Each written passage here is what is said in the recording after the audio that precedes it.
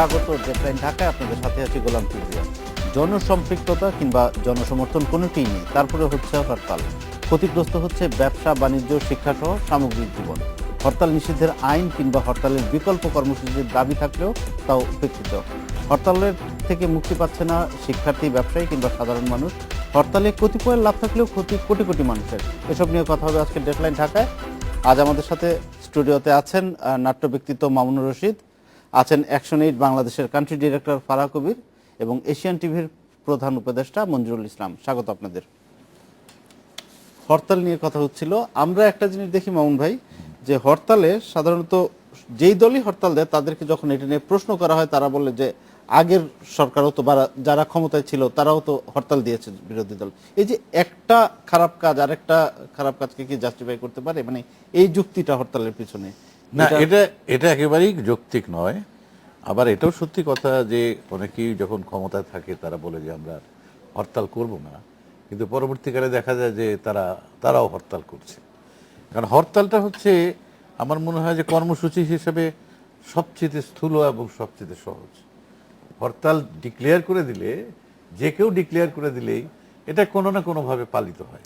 যেমন ধরুন এই হরতালের কথাই ধরুন যে ঢাকা শহরে যানজট হয়েছে, গাড়ি চলেছে, অফিস আদালত সব কিছু খোলা ছিল, কিন্তু একটা জায়গায় পারেনি। কিন্তু এটা খুব সহজেই সরকার পারতে পারে, সেটা হচ্ছে দূরপাল্লার বাসগুলো চালু করতে পারলে। কোথাও কোথাও চলেছে, হ্যাঁ, কোথাও কোথাও চলেছে। দূরপাল্লার বাসটাকে যদি চালু করা যায় এবং মানুষকে যদি নিরাপত্তা দেওয়া যায়, তাহলে এই হরতালগুলিকে কোনো না কোনোভাবে ব্যর্থ করা ছাড়া আর কোনো উপায় নেই আর কি। যে এবং এই ইনস্ট্যান্স দেওয়া যে আগের সরকার করেছে, আগের বিরোধী দল যারা ছিল তারা করেছে, কাজে আমরাও করব। এবং যুক্তিটা কি আমরা গত কয়েক বছর ধরে হরতালে কি যুক্তি দেখতে পাচ্ছি? একটা হচ্ছে ক্ষমতায় যাওয়ার জন্যে ওই যে সরকার, তত্ত্বাবধায়ক সরকারের প্রশ্নে হরতাল হলো। আজকে যে ক্ষমতাসীন সরকার, সেও একসময় তত্ত্বাবধায়ক সরকারের জন্য হরতাল করেছে। আরেকটা হচ্ছে যে মানুষের যে নিত্যদিনের যে দাবি দাওয়া, মানুষ যে কত নিত্য নিষ্ঠুরতার সম্মুখীন হচ্ছে, সেগুলোর ব্যাপারে কিন্তু কোনো রাজনৈতিক দল সেভাবে কথা বলে না। আর এবারের হরতাল হচ্ছে একটা যুদ্ধ অপরাধীদের বিচার হচ্ছে।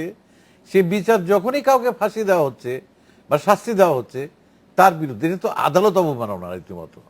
একটা কোর্ট হয়েছে, একটা অ্যাটর্নি জেনারেল কিন্তু সেদিন বলেছেন এই কথাটা, যে এটা তো আদালত অবমাননা। এবং আমার মনে হয় যে এইটা তো শাস্তিযোগ্য অপরাধ। যে কারণে এইবার যে হরতালটা হলো, এটাকে আমি মনে করি এটা শাস্তিযোগ্য অপরাধ এবং এই অপরাধের শাস্তি হওয়া উচিত। মামুন ভাই যেটা বলছিলেন যে হরতালে সবই হয়েছে, মানুষ রাস্তায় নেমেছে, গাড়ি ঘোড়া চলেছে, কিন্তু একটা জিনিস, শিক্ষার্থীরা কিন্তু চরমভাবে ক্ষতির শিকার হচ্ছে। কারণ শিক্ষা প্রতিষ্ঠানগুলো খোলা হয় না। আমাদের যে পরীক্ষা শুরু হলো, জেএসসি এবং আরেকটা পরীক্ষা, দুটো পরীক্ষা শুরু হলো, শুরুতেই কিন্তু শিক্ষার্থীরা হোঁচট খেলো। এই যে হরতালে যে শিক্ষার্থীরা একটা নানা রকম সমস্যার মধ্যে দিয়ে যায়, এটা সুদূর প্রসারী কি প্রভাব পড়ে? আসলে আলোচনাটা কিন্তু একাডেমিক শুধু না, মানে আমি নিজে কিন্তু আমার এইচএসসি পরীক্ষার সময় হরতালের ভুক্তভোগী, এবং আমাকে ফার্স্ট পরীক্ষা বাংলা পরীক্ষা ছিল, আমাকে আমার আত্মীয়র বাসায় গিয়ে থেকে দিতে হয়েছে। হয়তো আমার যত্ন হয়েছে, কিন্তু আমি মানসিকভাবে তো এফেক্টেড ছিলাম যে আমার পরীক্ষার আগে। তো আমি বুঝতেই পারি যে আমাদের দেশের ছেলে মেয়েদের, এবং এটা একটা মানে আজকে 20টা বছর ধরে কিন্তু এই প্রক্রিয়ায় চলছে। এবং গত বছর আমরা দেখেছি 3টা মাস একটা ভয়, ভীতি, অনিশ্চয়তার মধ্যে দিয়ে আমাদের ছেলেমেয়েরা লেখাপড়া করেছে। আপনি অল্টারনেটিভ অ্যারেঞ্জমেন্ট করছেন, শুক্রবারে শনিবারে পরীক্ষা নিচ্ছেন, কিন্তু আপনার শিক্ষা বর্ষটা কমে যাচ্ছে। তাদের আপনি কিভাবে সারা বছরের পড়াটা এত অল্প সময়ের মধ্যে করবেন? এদিকে আমাদের স্বপ্ন হলো আমরা মধ্য আয়ের একটা দেশ হব, ডিজিটাল বাংলাদেশ হব, আমরা পৃথিবীর বুকে আমাদের একটা পরিচিতি নিয়ে যাব। তা আমার দেশের ছেলেমেয়েরা যদি লেখাপড়া করারই সুযোগ পায় না। আপনি আজকে যদি দেখেন, আজকে একটা রিপোর্ট আছে যেটা department of higher education secondary school education করেছে, সেখানে দেখা যাচ্ছে যে আমাদের ক্লাস 4-এর ছেলেমেয়েরা প্রায় 90% বাংলাতে মানে লেভেলেই আসতে পারে না। মানে অনেক সময় বলা হয় যে ইংরেজি 90%, 92% পারছে না।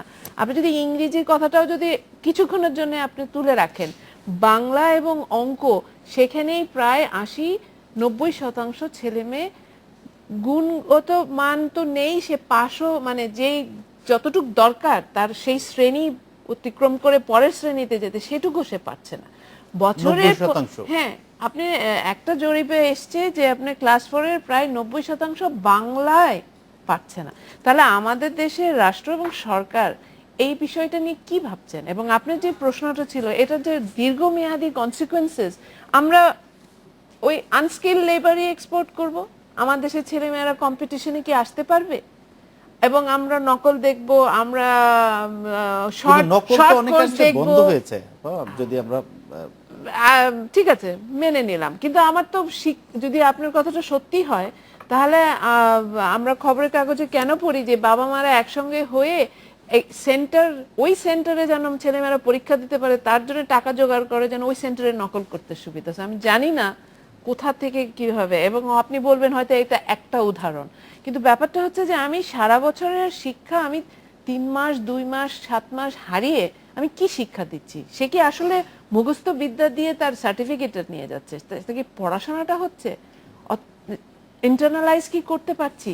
আমার একজন শিক্ষার্থী হিসাবে আমার পুরো বছরটা আমার পাওয়ার কথা, একটা হেলদি নরমাল প্রসেসে আমার সেটা পড়াশোনা তো গেল। করা। আবার যদি পরীক্ষার সময় রুটিন এরকম উল্টাপাল্টা হয়ে যায়, যেদিন পরীক্ষা শুরুর কথা আমি জানি না রাত্রে 8টা পর্যন্ত যে এই পরীক্ষাটা কবে আসলে হবে, তারপরে সরকার থেকে একটা সার্কুলার এলো, আমি জানলাম শুক্রবারে পরীক্ষা দিতে হবে, শুক্রবারে স্কুলে যেতে বা ক্লাস করতে এই ক্লাস 5-এর একটা বাচ্চা অনেকভাবে মানসিকভাবে প্রস্তুত না, বা এই যে রুটিনটা আকস্মিক চেঞ্জ হয়ে যাচ্ছে, এটার কি কোনো ইম্প্যাক্ট থাকে কি? অবশ্যই থাকছে। আমি সেটাই বলতে চাচ্ছি যে এটা একবার না, যে হঠাৎ করে একবার ঘটনা ঘটলো। গত 20টা বছর ধরে যদি আপনি দেখেন, তাহলে কয় জেনারেশন এটাতে এফেক্টেড হচ্ছে, এবং এটা তারা আবার সামনে গিয়ে কোনো কাজ, কোনো নেতৃত্ব দিতে গেলে, বা তারা আমাদের দেশের কোনো লিডারশিপ নিলে তাদের উপরে কত বড় ইম্প্যাক্ট হবে, এটা বোধহয় বলে বুঝাবার আর প্রয়োজন নেই। কিন্তু আমরা দেখছি যারা রাজনীতিতে আছেন, রাজনীতিক, রাষ্ট্র এবং সরকার সব জায়গায় কিন্তু ফেল করছে। এটা তো মেনে নেওয়া যায় না যে এটার ব্যবস্থা নিতে পারেন না তারা। এটা হরতাল বন্ধে যে কোনো এই ধরনের ডিসরাপশন কেন মেনে নিব আমরা? আমার প্রায় 21-22 লাখ ছেলে মেয়ে ক্ষতিগ্রস্ত হচ্ছে। এটা অ্যাকসেপ্টেবল কি? কার কাছে জবাব দিতে চাইবো আমরা? এবং এটা তো আমরা চাইবো রাষ্ট্র এবং সরকারের কাছে। একটি শক্তি যদি এই ধরনের, যে কোনো শক্তি হোক না কেন, এই ধরনের কাজ করবে, সেটা আমরা বছরের পর বছর মেনে নিব? শুধু আলোচনা করব এবং বলবো বা অনুরোধ করবো যে প্লিজ করো না, তাহলে আমাদের দেশের আইন কোথায়, ডিসিপ্লিন কোথায়? আমি একটু মঞ্জুর ভাইয়ের কাছে যাচ্ছি। এই যে সাম্প্রতিক জামায়াতের যে হরতাল বা বিভিন্ন কর্মসূচিগুলো আমরা দেখছি, এগুলো একটা বিচিত্র বিষয় লক্ষ্য করা যায়, তাদের কোনো ফর্মাল কোনো ঘোষণা আসে না, ইমেইলে বা ওয়েবসাইটে তারা ঘোষণা দিলেই হরতালটা হয়ে যাচ্ছে। এইভাবে কেন কর্মসূচি পালন হয়ে যাচ্ছে? ধন্যবাদ আপনাকে। এর খানিকটা উত্তর শ্রদ্ধা মামুন ভাই দিয়েছেন, যে হরতাল হচ্ছে এখন সবচেয়ে ইজি কর্মসূচি মনে হয়, এবং স্থূল উনি বলেছেন। ঘটনাটা এই কারণে আমরা যারা গণমাধ্যম কর্মী তারা যেভাবে লক্ষ্য করি, যে আমরা যদি আবার বলি যে হরতাল তো গণতান্ত্রিক আন্দোলনেরই একটি আশ্রয়স্থল, যেখানে আমরা ইতিপূর্বে লক্ষ্য করেছি আমাদের মুক্তিযুদ্ধের সময়, তার পরবর্তীতে কখনো স্বৈর শাসকের বিরুদ্ধে, কখনো সেনা শাসকের বিরুদ্ধে গণতন্ত্র জনগণের অধিকারের জন্য হরতাল করা হয়। কিন্তু আন্দোলনের ধাপগুলো তো আমরা জানি, যারা রাষ্ট্রবিজ্ঞানের ছাত্র তাদের কথা বাদই দিলাম, সাধারণ নাগরিকরা জানে, মাউন্ট ভাইয়ের মতো যারা বিজ্ঞ মানে বিভিন্ন আন্দোলনের সাথে ভূমিকা রেখেছিল তারা জানে। আমরা প্রথমে প্রতিবাদ করি, প্রতিবাদ কর্মসূচি, আন্দোলন, সমাবেশ, গণসংযোগ, তারপরে আমরা বড় বড় সমাবেশ করি, দেশব্যাপী সমাবেশ করি, এরপরে আমরা মানববন্ধনের কর্মসূচি দেখেছি। এর আগে আমরা লক্ষ্য করতাম মাওলানা ভাসানী সহ অনেকেই অনশন কর্মসূচি করতেন, এবং পরবর্তী আমরা এরশাদ বিরোধী আন্দোলনের সময় ব্যাপকভাবে আমরা হরতাল কর্মসূচি লক্ষ্য করেছি। কখন সেগুলো তো রাষ্ট্রের একটা আনুষ্ঠানিক ঘোষণা আসতো, জনসভা করে অবশ্যই তারা না, আমি বলতো সেটাই press বলছি, conference। রাষ্ট্রের এখন পক্ষ তো- থেকে যখন নিপীড়নের ব্যাপক কর্মসূচি, সেলিম দেলোয়ারের মিছিলে গুলি, এরকম কর্মসূচি, তখন জনগণের যারা গণতন্ত্রকামী মানুষ তাদের আর কোনো পথ থাকতো না, শেষ কর্মসূচি হচ্ছে হরতাল।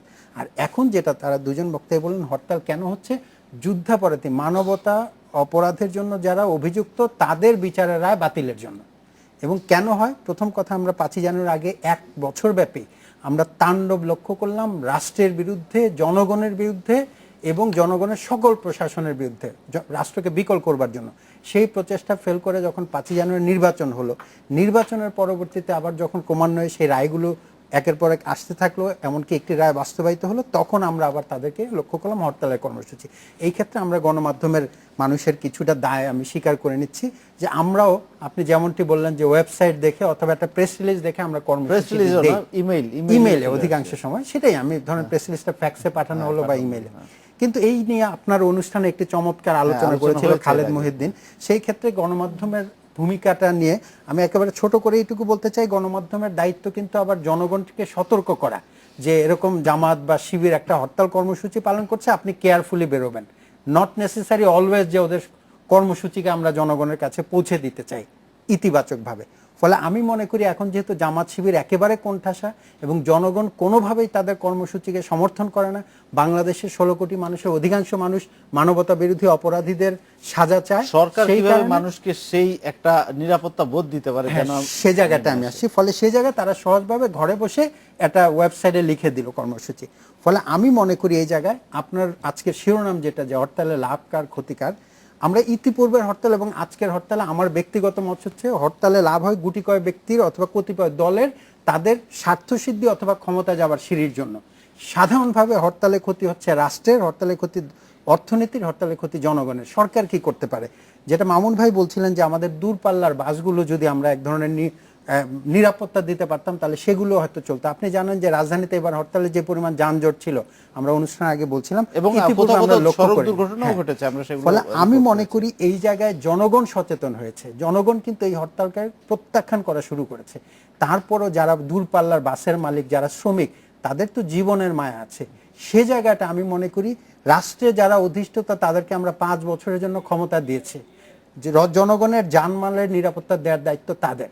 আপনি আইন করবেন না প্রতিরক্ষা ব্যবস্থা নেবেন নাকি নিরাপত্তা রক্ষী নিয়োগ করবেন, দ্যাট ইজ আপনার স্ট্র্যাটেজি। আমরা জনগণ আমরা নিরাপদে ঢাকা থেকে চট্টগ্রাম আমার মাল নিয়ে যেতে চাই, অথবা আমি যেতে চাই, আমি ঢাকা থেকে রাঙামাটি যেতে পাই, ঢাকা থেকে সৈয়দপুর যেতে চাই, ঢাকা থেকে বাগেরহাট যেতে চাই, আমরা এই একটা নিরাপত্তার বিরতি নিয়ে আসি। ব্যবস্থাটুকু সরকারের করতে অবশ্যই। হবে। জি, ধন্যবাদ। নিচ্ছে একটা বিরতি, সাথেই থাকুন।